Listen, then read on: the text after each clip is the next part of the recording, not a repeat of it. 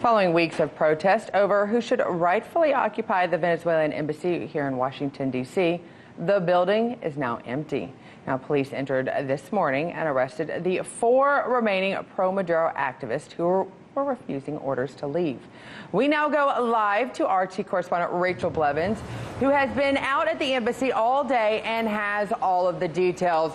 Rachel, is all the milk out of the freezer as well? What's going on?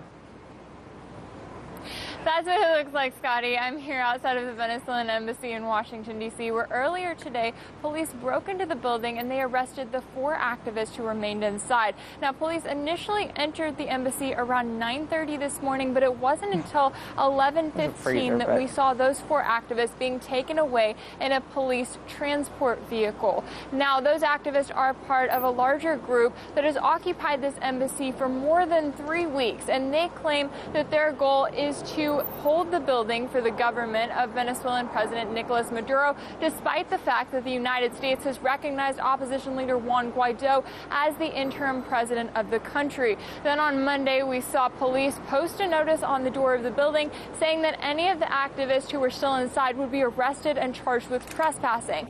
That's when the majority of the group left, but those 4 activists remained inside up until this morning when they were officially arrested. So far, we know that they have been charged with interfering with a protective order, but we are still waiting to see if they will face any additional charges. Now, I had a chance to talk to the lawyer for those activists, and she said that their arrest raises serious concerns under international law. Take a listen to what she had to say.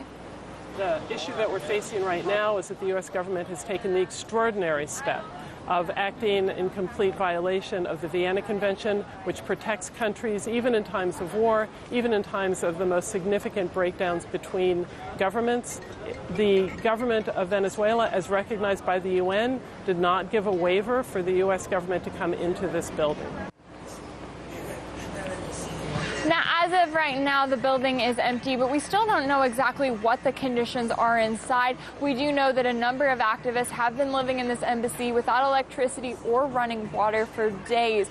We also know that we are now waiting for the State Department to possibly turn that building over to representatives for opposition leader Juan Guaido. And one of the major things that we've noticed out here is that one of the first things police did is they went in and they removed all of the signs on the building. As we've seen, the front of the building has been covered in signs, both from those protesters who were staying inside and from the protesters who were outside. So it's interesting to see not only a lack of protest here, but none of the signs on the building. But at the same time, we've still seen a very heavy police presence continued, with a presence from both Secret Service, D.C. Metro Police, and federal agents. Now, this is a story that we will continue to follow, and we will continue bringing you all of the latest updates. Scotty?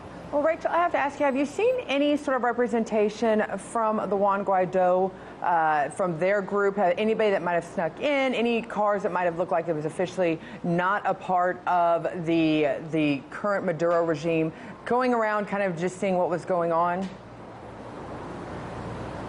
Right, well, right now it looks like there's a pretty heavy police presence around the building, so it doesn't look like they've let anyone in just yet. But we have seen some pro-Guaido protesters who showed up earlier this morning when they heard that police were raiding the building and conducting searches of it. We've also heard that representatives for Guaido may show up later today or tomorrow and attempt to hold some kind of press conference out here. So right now we're just waiting to see when the State Department is going to decide to hand that building over and what exactly that will mean for the future of the Venezuelan embassy.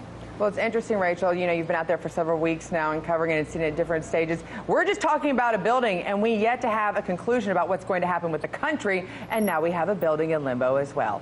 Thank you so much for joining us. Thank you. Hey YouTube, thanks for checking out our channel. We hope you enjoyed the video. We have tons of content for you just like this. For more of RT America's one-of-a-kind news and analysis, be sure to subscribe and never stop questioning more.